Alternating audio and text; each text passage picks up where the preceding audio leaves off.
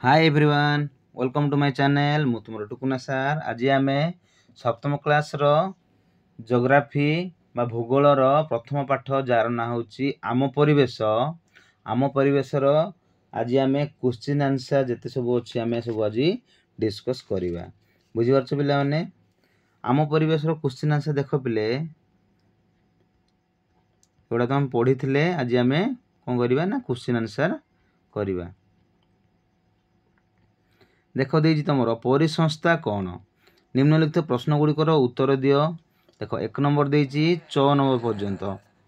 है परिसंस्था कौन प्राकृतिक परिवेश कहले कौन बुझाए परिवेशर मुख्य अंश गुड़ी कौन अश्वमंडल कौन जैविक परिवेश दुईटी मुख्य अंश कौन जैविक मंडल क्या कहुए है 2 नंबर देजी ठीक उत्तर बाछी लेख 3 नंबर देजी क स्तंभ ख स्तंभ देजी आउ 4 नंबर देजी कारण दर्शाओ है कि एगुड़ा सब आज आम डिस्कस करवा चलतु पिले एक नंबर क देजी कौन ना परिसंस्था कौन नहीं कि कौन सी परिवेश रही समस्त जीवों मध्य निर्भरशीलता तथा सेमानक परिवेश अंतर्गत भौतिक और रासायनिक उपादान मध्य अंत संबंधरू परिसंस्था गढ़ी उठे अर्थात प्राणी व उद्भिद और मनुष्यंकर परस्पर सहित तथा सेमानकर परिवेश सहित गढ़ी उठिथिबा निबिड़ संपर्क तथा निर्भरशीलतारू परिसंस्था सृष्टि हुए। एटा B21 रे लिखिबो पिले ठीक अछि B2 रे आमे B2 रे लिखिबो B2 देबो आ उदाहरण देके लिखिबो जे राजस्थान रो मरु अंचल रे बाली रे पूर्ण है राजस्थान कोन बाली रे पूर्ण हम जानि छु पिले तेनु राजस्थान मरु अंचल बाली रे पूर्ण सेठारे वर्षा कम हुए कुडे मरु अंचल प्रायतः पिले वर्षा कम होता है कौन देखा जाए ना कंटा जातीय गछ गुड़ाक देखा जाती खजुरी गछ अट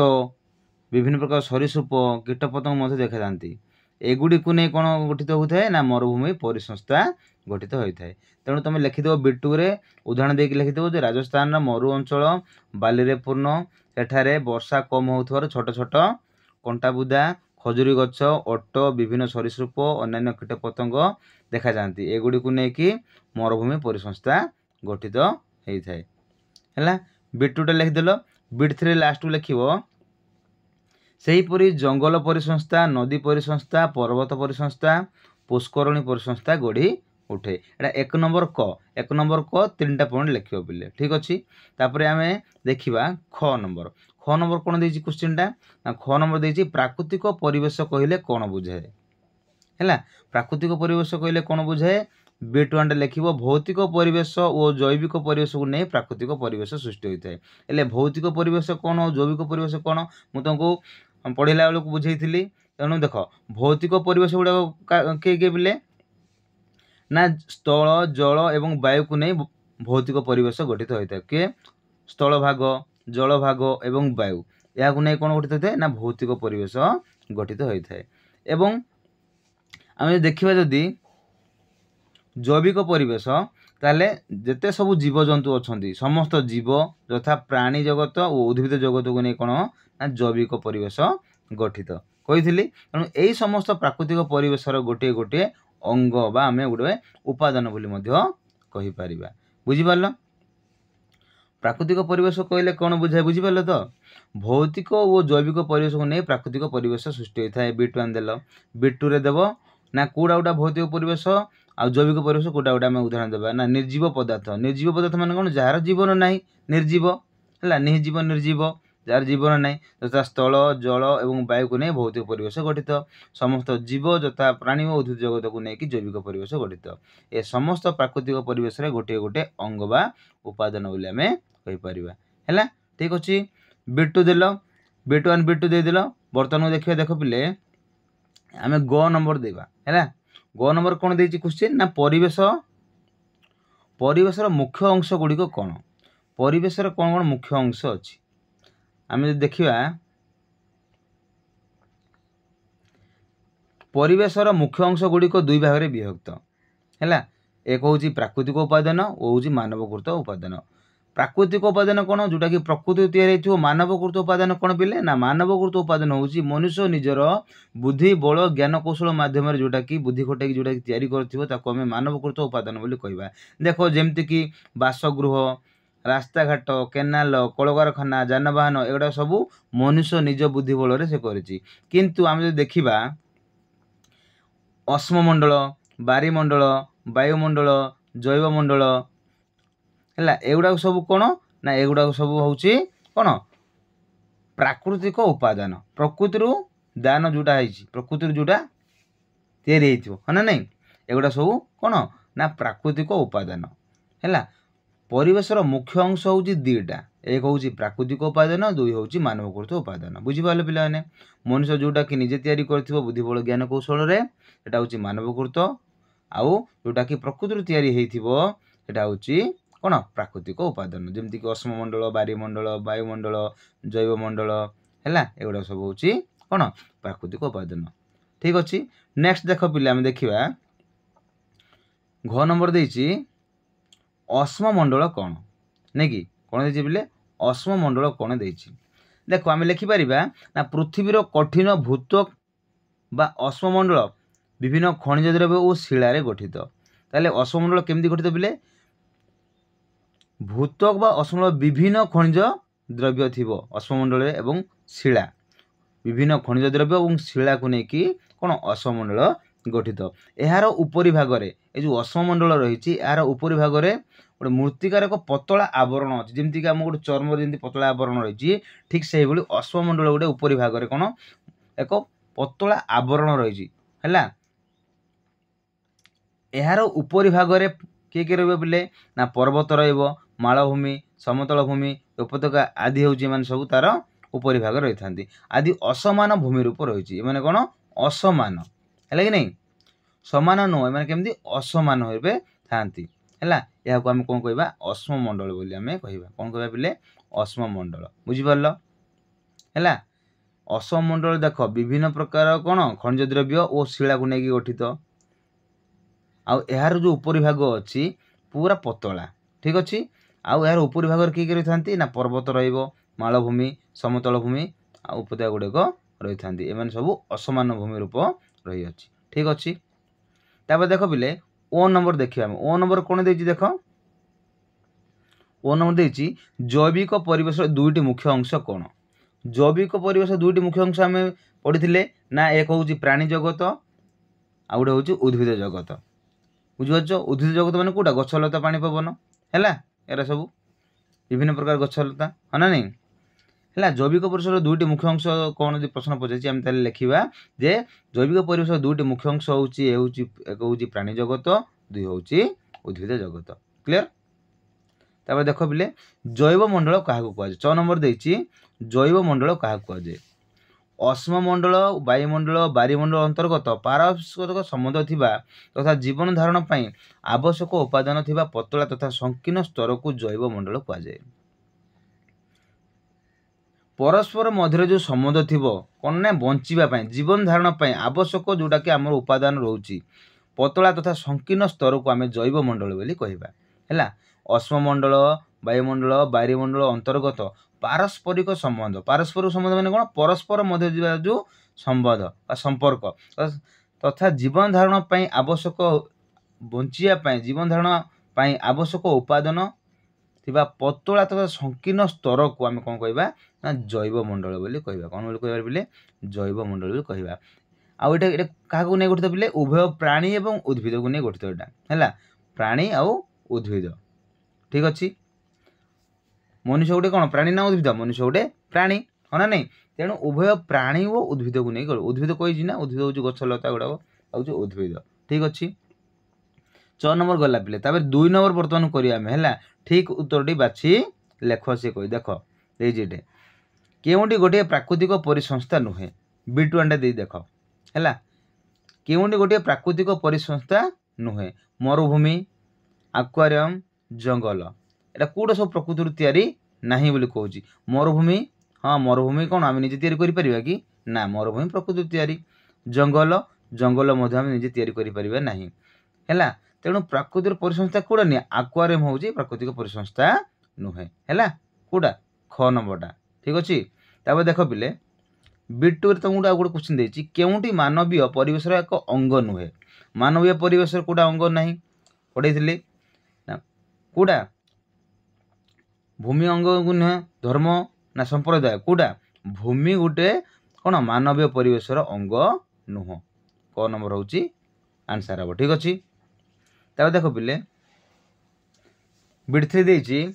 केउंटी एक मानवकृत परिवेश मानवकृत परिवेश कौन मनुष्य जोटा तैयारी कही मानवकृत मानव द्वारा जोटा होची तैयारी होती से हूँ मानवकृत अर्थात पर्वत पर्वत को मनुष्य तैयारी करि परिबो कि ना पर्वत को तैयारी करि परिबोनी समुद्र को तैयारी करि परिबो कि ना समुद्र तैयारी करि परिबो रास्ता देछि रास्ता तैयारी करि पारछु ना नहीं हाँ नेशनल हाईवे बन देखुच ना नहीं बोले हाँ गाँ गली रास्ता नथिले सब किए बनाऊँच ए मनुष्य ही कौन मजूरी लगे लोक मान डाकी सी निज बुद्धि बल कौन रास्ता सब तैयारी करुच्ची तेणु एटा मनुष्य द्वारा हो पारुची तेणु एटा हूँ मानवकृत परिवेश ठीक अच्छे ताले आंसर कौट हम पिले ना ग नंबर हम आंसर हूँ ग जे रास्ता हूँ एक मानवकृत परिवेश ठीक अच्छे क्लियर तापर देख पिले बिट 4 कौन देछि देख केउंटी परिवेश निमंते विपद कौटा परिवेश निमंते परिवेश कौटा विपदजनक बोली से कहूँ है बढ़ुवा उद्भिद कौन परिवेश निमंते विपद ना जिते गछ लगे से आम परिवेश भल बढ़ुवा जनसंख्या हाँ बढ़ुवा जनसंख्या हूँ परिवेश निमंते विपद कहीं जेते जनसंख्या बढ़ से आम कौन करूँ घर तैयारी करुचे हाँ ना नहीं विभिन्न प्रकार कलकारखाना गढ़ी उठुचु हाँ ना नहीं फल कौन हो परिवेश प्रति विपद हो तेणु आम ग नंबर किसी देखा आवश्यकता ना बढ़ुवा जनसंख्या हाँ ना नहीं बढ़ुवा शस्य तो बढ़िले भल लोक मैंने खाई पारे और आवश्यकता मेटाई पार किंतु जो ख नंबर देछि पिले ये ख नंबरटा ही हूँ कौन ना परिवेश प्रति विपद बढ़ुवा जनसंख्या ठीक अच्छे 2 नंबर गला आ 3 नंबर पिला कौन दे देखिए आम है देख पिले बर्तमान 3 नंबर देछि है कौन देछि ना स्तंभ दुटी मध्य संपर्क स्थापन कर लेख माने किए क्या सहित संपर्क अच्छी जैवमंडल है ये तो देख जैवमंडल क्या सहित संपर्क अच्छी ना जल स्थल वायु मध्य पारस्पर संबंध पतला स्तर जैवमंडल कौन ना यहाँ है बिट 1 घ जल स्थल वायु मध्य पारस्पर संपर्क थिबा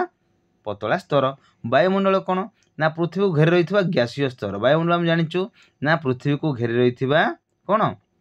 गोटे गैसीय स्तर बारीमंडल कौन बारीमंडल जान जलमंडल बारीमंडल कौन कह पिले ना जलराशि बारीमंडल सब बारी माने जल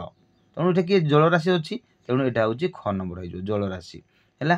तापर परिवेश परिवेश कौन ना परिवेश कहले कौन कहूली ना आम चतुर्पार्श्वर जिते सब आम देखुचु से हूँ परिवेश परिवेष्टनी माने जोटा घेरी एग्जाम चारि चतुर्पार्श्वर जहाँ सब रही तेणु आम परिवेश माने आम परिवेष्टनी ठीक अच्छे पिले 3 नंबर बार क्लियर हो गला तापर देख आम देखिए बर्तमान को 4 नंबर कारण दर्शाओ है पु देख 4 नंबर देछि पिले कारण दर्शाओ मनीष परिवेश रे परिवर्तन आनी थाए कारण ताकू दर्शाओ है देख आम बिट 1 लिखिपर मनुष्य तार आवश्यकता मेटाई प्राकृतिक परिवेश उपर निर्भरशील होता है से क्या निर्भर करता है मनुष्य निजर आवश्यकता जदि पूर्ण करा से क्या निर्भर करता है पिले ना परिवेश उपर निर्भर कर मन कर आम गोटे घर तैयारी करने चाहूचे आमको काठ दरकार अच्छी ताहले आम क्या निर्भर करा प्राकृतिक परिवेश जंगल को न गले आम किसी करें प्राकृतिक परिवेश निर्भर कलु ना नहीं हाँ आम प्राकृतिक परिवेश निर्भर तेणु आम बिट 1 लिखिपर मनुष्य तार आवश्यकता मेटाई प्राकृतिक परिवेश उपर निर्भरशील करें फल परिवेश परिवर्तन हुए तापर बिट 2 लिखा से कृषि भूमि कर्षण करे जलसेचन व्यवस्था केनाल पुष्करणी खनन करे खनन माने कौन बोले खोली थाए तैयारी करे परिवहन जंगल काटी रास्ता पोल निर्माण करे परिवहन माने कौन बोले जीवा आसवाई गाड़ी मोटर जीवा आसवाई से कौन करे जदि बाट ना ताले जंगल काटिक सफा कर कौन करूँ रास्ता तैयारी करूँ आउ ब्रिज मध्य तैयारी करता पोल निर्माण करे करूँ ना नहीं पिले जंगल काटी शिल्प कारखाना स्थापन करे जंगल काटी से कौन करे शिल्प कारखाना स्थापन करता फल परिवेश परिवर्तन घटी है परिवेश परिवर्तन हम ना नहीं आम जदि जंगल भरपूर होगी आगुरी पर केते शस्य श्यामला थिला बर्तमान देख जनसंख्या बढ़िया द्वारा लोक मैंने सब कौन कर ना विभिन्न प्रकार कल कारखाना तैयारी कर आउ कौन कृषि कर पड़ू चाष कर फल जंगल काटिक ये कर फल कौन हो परिवेश परिवर्तन आसूची परिवर्तन आसूची ना नहीं निहाती भाव में परिवेश परिवर्तन आसती। आगुरी जंगल गुड़ाक कौन विभिन्न प्रकार वन्यजाति कौन वन्यजाति प्राणी गुड़ाक देखा जाती है बर्तमान को सब लोप पाईगले कहीं जंगल सब काटिकी सफा कले फल से कौन माने भयभीत होगी चली जाउछंती आउ सेमानकर आवश्यकता खाद्य से पाई पारु नाहंती। तेणु मनुष्यर निजर आवश्यकता मेटाइबा भी कौन ना परिवेश परिवर्तन आणुची फल कौन जंगल काटिकी सफा करुच्ची ना नहीं विभिन्न प्रकार कलकारखाना तैयारी करने कौन निजर सी कौन स्वार्थ से कौन करुच्ची ना परिवेश उपर से कौन कुप्रभाव पकाउची किए मनुष्य। तेणु मनुष्य परिवेश उपर परिवर्तन आणुची ना नहीं आणुची बुझिपारल। तेणु आमे बिट 1 बिट 2 आमे कौन लिखिलु बुझिपारछ ना नहीं। तापर देख पिले ख नंबर कौन देछि ना प्राणी और उद्भिद परस्पर निर्भरशील। प्राणी एवं उद्भिद परस्पर केमती भाव में निर्भरशील आम जदि देखा देख बिट 1 लिखिपर जैव मंडल प्राणी और उद्भिद से जीवन धारण परस्पर उपर निर्भरशील। हाँ यहाँ तो आम जाचु है जे परस्पर मध्य जदि आम जदि निर्भरशील जदि न पार ताले आम कौन चली पारिबा नहीं। तेणु जैवमंडल प्राणी और उद्भिद क्या मध्य से निर्भरशील प्राणी सहित उद्भिदर परस्पर मध्य निर्भरशील होता। ठीक अच्छे तापर बिटुरे तुम देख पिले देख ना उद्भिद निजे निजर खाद्य प्रस्तुत करे। उद्भिद कौन करे निजे निजर खाद्य प्रस्तुत करता है। प्राणी मान खाद्य तथा अन्य केतक आवश्यकता को उद्भिद पूरण करे किंतु मनुष्य कौन मनुष्य निजे खाद्य प्रस्तुत करि पारे नाही कहा अन्य उपर निर्भरशील किंतु उद्भिद कौन कर निज खाद्य निजे प्रस्तुत करि पारे। तेणु देख बिटुरे तुम लिखिपर जे उद्भिद निज खाद्य निजे प्रस्तुत करे प्राणी मानकर खाद्य तथा अन्य आवश्यकता को किए पूरण करे उद्भिद पूरण करिथाए। आ प्राणी मानकर वर्ज्य पदार्थ बा मृत अवशेष मूर्तिकार उर्वरता बढ़ाई थाए। जो प्राणी मानकर जो कौन वर्ज्य पदार्थ जोटा कि आम फोपाड़ा जिनस है नहीं फिंगा फोपड़ा जिनस गुड़ाक आगुड़ा कौन होता है आम फोपाड़ा पर कौन हो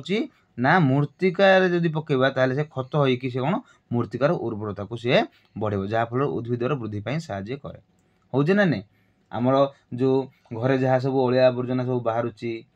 है से गुड़ाक आम कौन करूँ ना एणे तेणे फोपाड़ू एणे तेणे फोपाड़ा कथा नुह गोटे कौन गोटे गात खोल गोटे जगार स्वतंत्र भाव में खोलिकी से कौन करवा गोटे जगह रखी सारा पुणी आम बिल जाक बा खेत गुड़ाक जाकि पकईले से जिन गुड़ा कौन हो ना बिलरे मिसिब एवं से कौन सी माटी को उर्वरता कर फल कौन से उद्भिद बढ़िबार साहाय्य कर ना भल फसल हम। ठीक अच्छे तेणु प्राणी और उद्भिद परस्पर निर्भरशील बोली आम कहीपर। ठीक अच्छे तापर ग नंबर बिले देख ग नंबर कौन देछि कारण दर्शाइबा आम जे मनुष्य प्रकृतिर बिना सहायतार चली पारे ना जदि कौन बिना प्रकृति सहायतार मनुष्य चली पारिबो नाही केमती कौन आम देवा उदाहरण देख आम बिट 1 लिखिपर पिले प्रकृति द्वारा सृष्टि होता भूमि प्रकृति द्वारा कौन रही भूमि जल वायु उद्भिद जीवजंतु आदि को नहीं प्राकृतिक परिवेश गठित होता है। प्राकृतिक परिवेश केमती तैयारी होता है ना प्रकृति किए तैयारी करछि ईश्वर तैयारी करछंती भगवान तैयारी करछंती नहीं कि तेणु प्रकृति द्वारा सृष्टि होता भूमि जल वायु माने पवन उद्भिद गछलता जीवजंतु आदि को नहीं प्राकृतिक परिवेश गठित है। बिटुरे आम ताकू बुझेबा जे परिवेश ही मनुष्यर जीवन धारण निमंते मौलिक आधार जगाई थाए। किए जगाई थाए रे परिवेश ही मनुष्यर आवश्यकता पूर्ण किए करता है परिवेश ही आमर आवश्यकता पूर्ण करता है। तेणु आम कहीपर परिवेश ही मनुष्य जीवन धारण निमंते मौलिक आधार अटे। श्वासक्रिया पवन बा वायु बोली कहूँ पीवाई पानी दे जगाई थाए स्नान और सफासुतरा पानी जगाई थाए किए आमर किए परिवेश ही आमको दे थाए है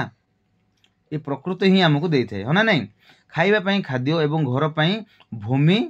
कौन प्रकृति जगाई थाए। तेणु प्रकृतिर बिना सहायतार मनुष्य चली पारिबो नाही। देख पिले आम जिते जहाँ कले प्रकृति सहित आम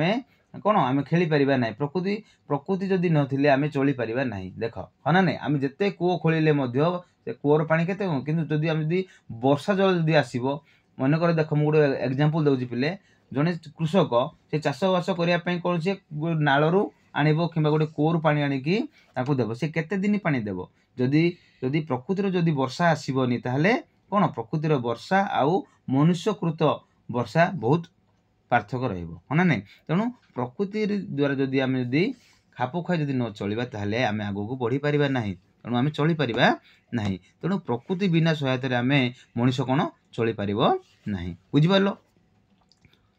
ହେଲା, ତାର କାରଣ ଜାଣିପାରିଲ ପିଲାମାନେ। ତେଣୁ ତମେ ମଣିଷ ପ୍ରକୃତି ବିନା ସହାୟତା ଚଳିପାରେ ନାହିଁ। ତମେ ବିଟ୍ 1 ଆଉ ବିଟ୍ 2 ତାଙ୍କୁ କାରଣ ଦର୍ଶାଇବ। ପ୍ରକୃତି ଦ୍ୱାରା ସୃଷ୍ଟି ହୋଇଥିବା ଭୂମି, ଜଳ, ବାୟୁ, ଉଦ୍ଭିଦ, ଜୀବଜନ୍ତୁ ଆଦିକୁ ନେଇ ପ୍ରାକୃତିକ